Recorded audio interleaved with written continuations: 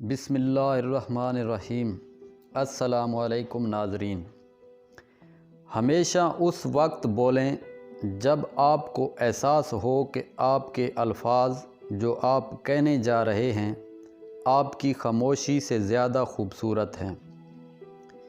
ہمت کبھی مت ہارو، کیونکہ پہاڑوں سے نکلنے والی لہروں نے آج تک کسی سے نہیں پوچھا کہ سمندر کتنا دور ہے۔ رفتار زندگی کچھ یوں بنائے رکھیے، دشمن کوئی آگے نہ نکل جائے اور دوست کوئی پیچھے نہ رہ جائے۔ اگر قسمت آزماتے آزماتے تھک گئے ہوں تو کبھی خود کو آزمائیے، نتیجے بہتر ہوں گے۔ ڈوبتا ہے تو پانی کو دوش دیتا ہے، گرتا ہے تو پتھر کو دوش دیتا ہے۔ انسان بھی عجیب ہے کتنا، کچھ نہیں کر پاتا تو قسمت کو دوش دیتا ہے۔ غلطی تیری نہیں کہ تو نے مجھے دھوکہ دیا، غلطی تو میری تھی جو میں نے تجھے موقع دیا۔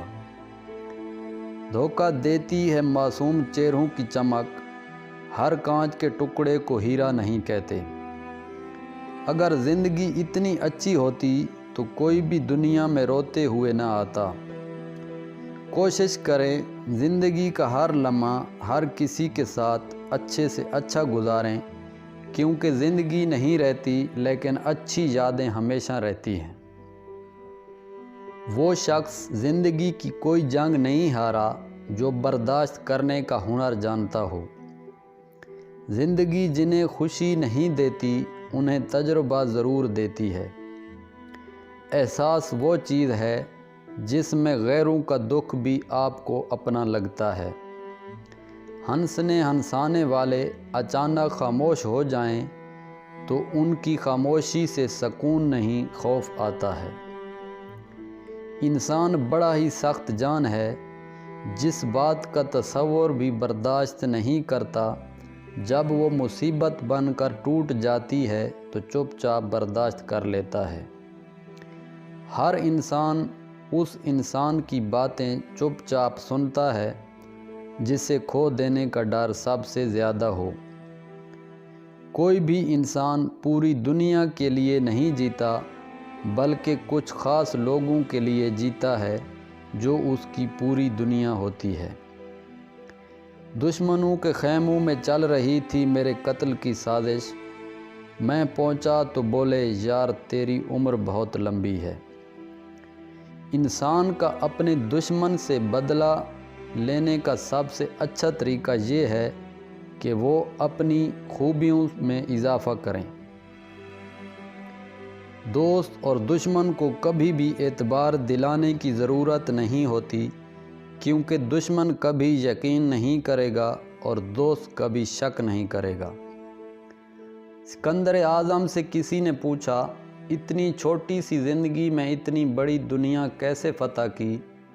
سکندر اعظم بولا، دشمنوں کو اتنا مجبور کیا کہ وہ دوست بن گیا، اور دوستوں کو کبھی نہیں چھوڑا کہ وہ دشمن بن جائیں۔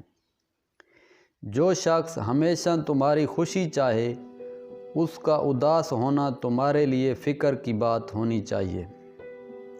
خوشی کی تلاش اس وقت مکمل ہوتی ہے جب آپ اپنا موازنہ دوسروں سے کرنا چھوڑ دیتے ہیں۔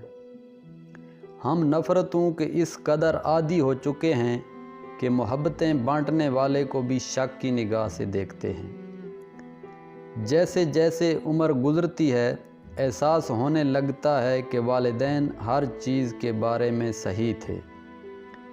جن لوگوں نے آپ کی قدر نہیں کی، آپ بھی ان کی پرواہ نہ کریں، مسکرا کر یوں گزر جائیں جیسے آپ انہیں جانتے ہی نہیں۔ یقین رکھیں نئی منزل آپ کی منتظر ہے۔ جب ہم کسی رشتے سے تھکنے لگ جاتے ہیں تب ہمیں اس میں صرف خامیاں ہی نظر آنے لگتی ہیں۔ کسی بے قصور انسان کو ذلیل کرتے ہوئے آپ اس کی اوقات یاد نہیں دلا رہے ہوتے، بلکہ اپنی اوقات دکھا رہے ہوتے ہیں۔ آہستہ آہستہ دل بھی بنجر ہو جاتے ہیں، برے رویوں سے، تلخیوں سے اور نفرتوں سے۔ میں نے اپنی اوقات کو بہت قریب سے دیکھا، فقط چند سانسیں ہیں جو رب العزت کی محتاج ہیں۔